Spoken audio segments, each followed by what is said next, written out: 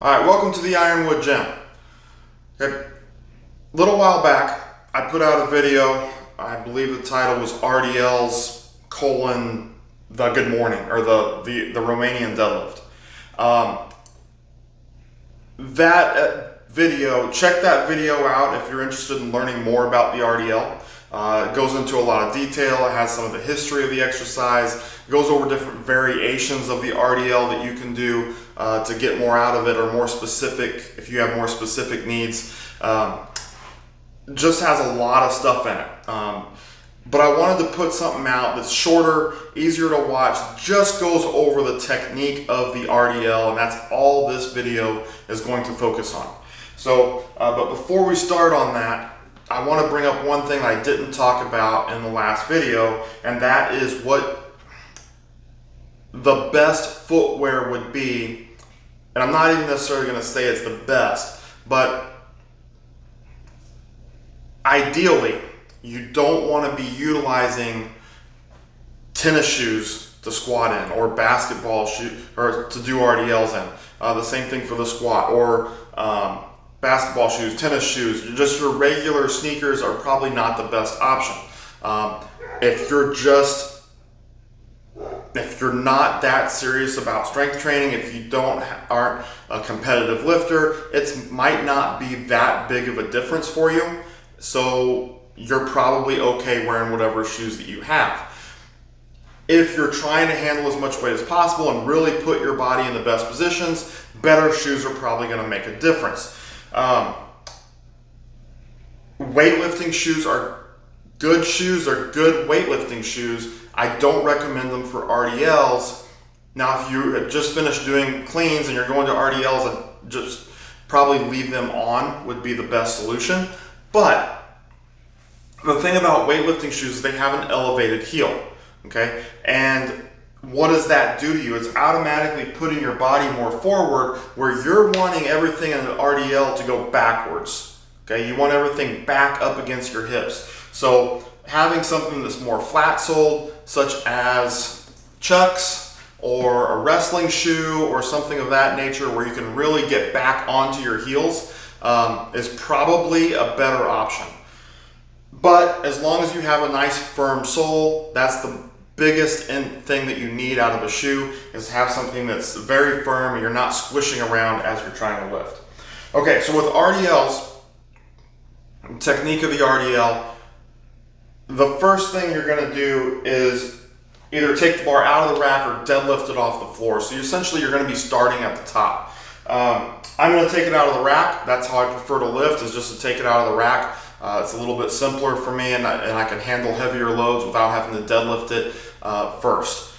If you're working with a team, it may be more convenient to just have the athletes deadlift it off the ground and then do their RDLs from there. Once I take it out, okay, I'm going to back the bar out of the rack. I'm going to take it out. From there, I already should have my proper position. I should already have my shoulder blades pulled back and down and be maintaining posture as I take the bar out of the rack. From there, I'm going to push my hips to start the lift. I'm pushing my hips back, maintaining posture through my upper body, through my torso, through my spine, my abs, my upper back, all just maintain posture. From there, I push my hips back. That is how the bar goes down. I'm not just trying to lower the bar. Okay, I'm pushing my hips back into the, essentially against the weight, imagining that there's a rubber band or a string running from my hamstrings down and around my glutes, and I'm trying to stretch that rubber band. Okay, I'm pushing my hips back into the bar while maintaining posture. Once I get to the bottom, I'm going to utilize that tension created in my hamstrings and my glutes. I'm going to rotate my hips. All I'm going to do is rotate my hips to come up, okay, and then I finish the movement at the top there. Not trying to overarch with my back. It is a hip and hamstring lift. Don't think of trying to pull with your back. Your back is just used to maintain position. So I stretch that hamstring coming down, I get that good stretch, and then I rotate my hips to come up. Okay, so real quick, I'm going to get in here and demonstrate that so you can see it with the bar. With this, the grip that you're going to take would be about a clean, if you're familiar with cleans, about a clean grip on the bar. You can go overhand, but that is going to limit the amount of weight you use. So if you want to handle more weight, if you really want to get your posterior chain strong, I would recommend using either an alternate grip or utilizing straps to do this exercise. Okay? For the purpose of the demonstration, I'm just going to go with a double overhand grip. Set my grip on the bar. I'm going to get my back, everything pulled tight, my posture pulled tight, shoulder blades are pulled down, lats are locked in. Pull the bar out of the rack. Step back with each foot. One step is planning. From here, I maintain my posture. I push my hips back, getting a good stretch in the hamstrings and the glutes, and then I rotate my glutes or my hips to come back up.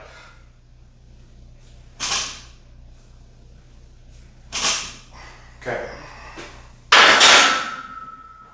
So the one thing that I didn't talk about there is how low should you go? Okay, how close to the floor should you get? Should you touch the plates to the floor, or should you not touch the plates to the floor? That is highly individual, okay?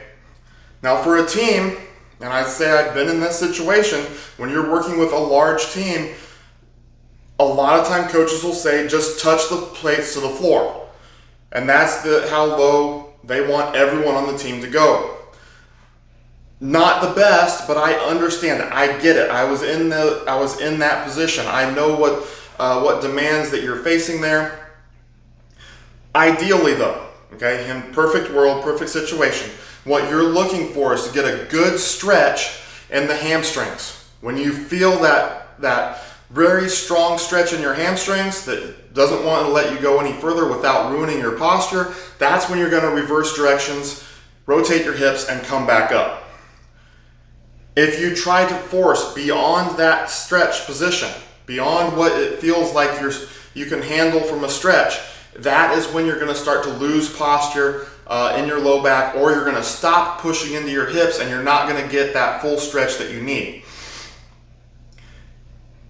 If you come up before that point, then you're not going to be strengthening the hamstrings to the amount that you want them to, or that you could be getting them stronger. You're going to be essentially cutting yourself short, both literally and strength-wise, as far as what you're getting out of the exercise. So you want to, as you're going down, you're trying to get that stretch in your hamstrings. Once it gets to that point where it feels like it's going to cause you to break your posture, that's when you need to reverse directions and come back up. So there's no one set depth that's good for everyone. Okay, everyone's going to be a little bit different on that. If you have someone with extremely flexible hips and hamstrings, you might want to have them stand on plates if they can go past the floor and not really get